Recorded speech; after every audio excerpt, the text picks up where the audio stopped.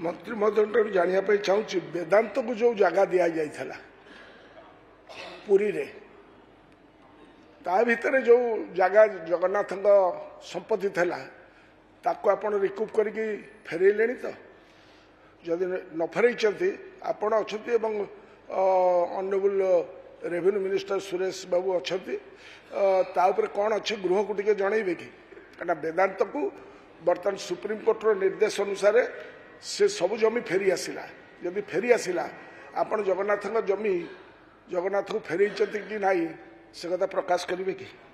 माननीय मंत्री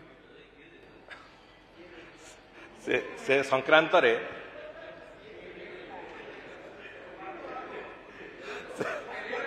से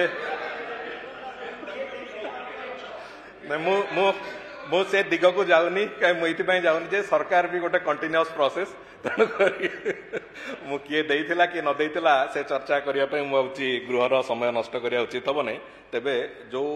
माननीय कोर्ट कर जो निर्देश अनुजाई से जमी को फेरे आने सब प्रकार प्रचेषा करा तार पूरा तथ्य एवं मो पाखे ना।